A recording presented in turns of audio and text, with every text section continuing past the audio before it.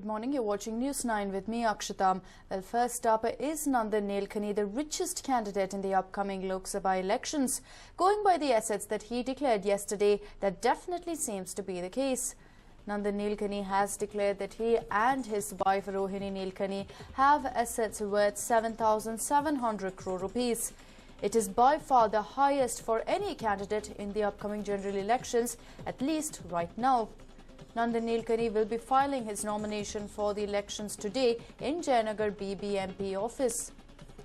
His opponent and five-time Lok Sabha member from Bengaluru South, Anand Kumar, has declared that he has lesser assets than his wife Tejaswini. Meanwhile, Tejaswini, the wife of Anand Kumar, has been announced to be richer than her husband. He has declared his total assets stand at 51.12 lakh rupees, while Tejaswini owns assets worth 3.86 crore rupees. The total assets owned by Anand Kumar's family is 4.4 crore rupees. He has no big cash deposits in banks. He does not own any big immobile assets, according to the affidavit submitted to the election authorities while filing nomination papers. Most of Nilekani's wealth, almost 80%, remains in Infosys shares. Since 1999, both Nandan and his wife are said to have donated almost 400 crore rupees of their wealth to various causes and charities. But of course, this is going to be an epic battle of gigantic proportions. We're looking at a five-time Lok Sabha member of Bengaluru South, Anand Kumar, being pitted against Nandan Nilekani, who is, believe it or not, a newcomer into politics. But we cannot rule out the fact that Nilekani enjoys a certain amount of support from the middle class and the upper middle class, who is, as a man who is not just a philanthropist, but someone who has a great amount of influence thanks to his role in Infosys. Now, with the assets being declared, will that change the equations? Most certainly not, considering that Anand Kumar has also filed his assets, declared his assets, and while it is a meager 4.4 crore rupees, Nandan Nilekani has about 7,700 crore rupees. Now, while declaring his assets, Nilekani also made it very clear that all of his assets, all his earnings are transparent for anybody to take a read into. While 80% of that is probably in Infosys shares, it is said that he and his wife together hold about 7,000 crore rupees worth assets. Of course, this makes him the richest candidate in the upcoming Lok Sabha elections. But will that change anything? Will that work in his favor, or will it work against him? We'll only have to wait and watch.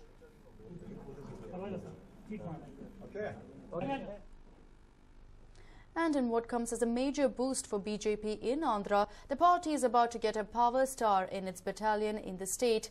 The move could very well be a game changer in Andhra Pradesh. Here's a report. He is the man of the moment, and he is a superstar in the state. Power star Pawan Kalyan launched his party in grand style last week. Though his political rivals might have brushed off his launch as a mere gimmick and no major threat, Pawan Kalyan is determined to prove that he is a force to reckon with. And what could unsettle his political rivals in the state, Pawan Kalyan is all set to meet BJP's prime ministerial candidate Narendra Modi in Ahmedabad today. Political pundits say the move comes as no surprise, as Pawan had launched his party Jana Sena with the same chant as BJP, Congress Hatao, Desh Bachao. The actor-turned-politician also said he was ready to join hands with any party to oust Congress from power. The move comes just days after Pawan Kalyan held talks with other BJP leaders in New Delhi. In fact, Prakash Javadekar too visited Pawan Kalyan in Hyderabad last night and hinted at a tie-up. हमने जैसे कहा कांग्रेस हटाओ देश बचाओ, यह हमारी भूमिका है। उस भूमिका में जो भी सहमति जताते हैं उनके साथ अलायंस होता या नहीं होता, ये चर्चा के बाद तय होता। तो इसलिए अभी मैं उस पर ज्यादा कमेंट नहीं करूंगा। अभी तो हम आए हैं, अभी हम बात करेंगे आपस में क्या स्थिति है। If the tie-up does work out, it will pitch Pawan Kalyan directly against his brother, mega star Chiranjeevi. Chiranjeevi, who has recently been handed charge of Congress's campaign in the Seemandhra region of Andhra Pradesh, has so far maintained that Pawan's party will have no impact on Congress votes. Also, it's not just BJP wooing the mega star. Rumours flew thick and fast that Pawan could be joining the TDP fold. Even Lok Satta and Aam Aadmi Party were talked about as the parties showing interest in him for the 2014 elections. Though Pawan's first stint at politics has not been too impressive, his second try might have a bigger impact. Pawan's magical transformation from the unassuming kid brother of megastar Chiranjeevi to the present-day heartthrob of millions could help his electoral prospects. For now, it's not a brother rivalry that is taking centre stage. Eyes are set on Pawan Kalyan's meeting with Modi in Ahmedabad. Will there be an official announcement today remains to be seen. A News9 report.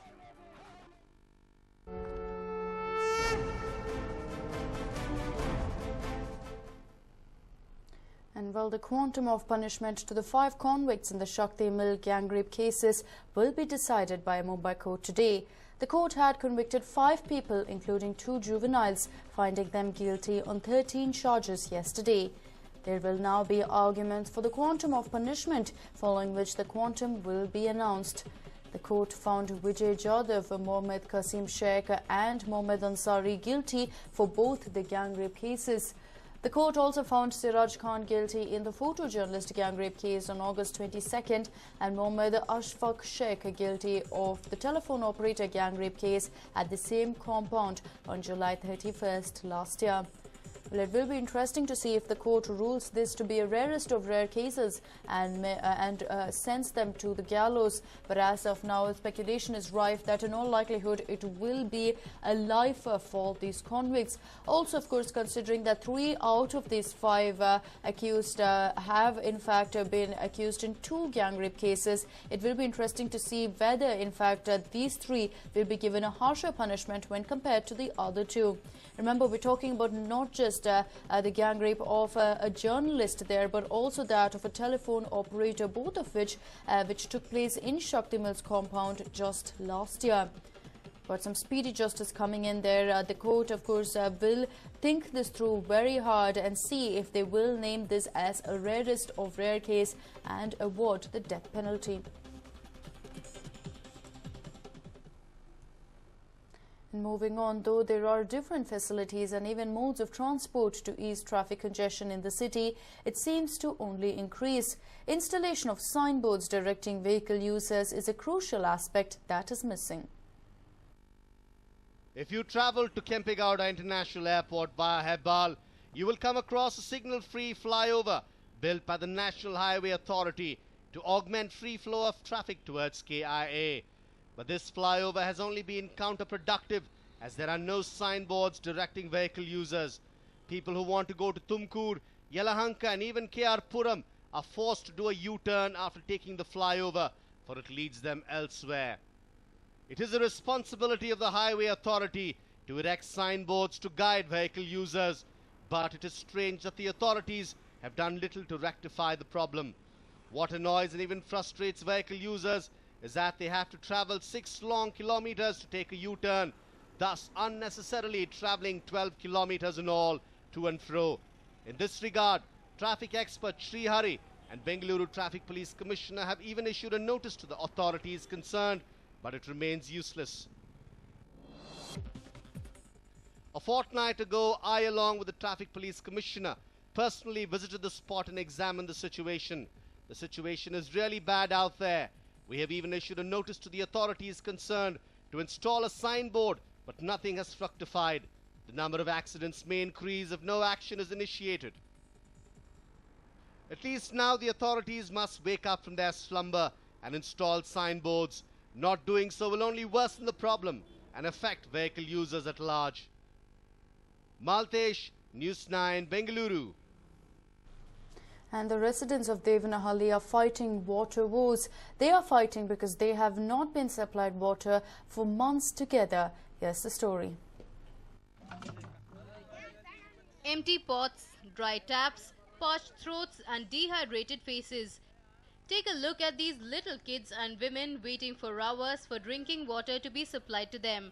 This was the scene witnessed in Gadda the Nayakahalli locality of Devanahalli. Mind you, this is not the first time that students and residents have been waiting for their share of drinking water. For the last 3 to 4 months, the residents are reeling under chronic shortage of water. Around 800 people reside in this locality, but most of the hapless residents are seen waiting endlessly for potable water. Along with the residents, even animals are made to suffer due to severe shortage of water. The concerned residents had complained to the concerned authorities several times, but their complaints only fell on deaf ears. ಈಗ ನಮ್ಮ ಗ್ರಾಮಕ್ಕೆ ಜಾಸ್ತಿ ತೊಂದರೆ ಆಗಿಬಿಟ್ಟಿದೆ ನೀರಿಗೆ. ಇದನ್ನು ಇಲ್ಲ ಗ್ರಾಮ ಪಂಚಾಯತ್ ಸದಸ್ಯರು ಅವರು ನಮ್ಮ ಗಮನಕ್ಕೆ ಸರಿಯಾಗಿ ತಗೊಂತ ಇಲ್ಲ. ನೀವು ಈ ತಾಲೂಕು ಪಂಚಾಯತಿ ಜಿಲ್ಲಾ ಪಂಚಾಯತಿ ಯಾವ ಜನಪ್ರತಿನಿಧಿಗಳು ಈ ಊರ ಬಗ್ಗೆ ಕನಿಕರ ನೋಡಿಸ್ತಾ ಇಲ್ಲ. ನೀರು ಬೋರ್ವೆಲ್ ಆಗೋಕ್ಕೆ ಒಂದು ಸಮಸ್ಯೆಯನ್ನು ಏರ್ಪಡಿಸಬೇಕಾಗಿ ವಿನಂತಿ.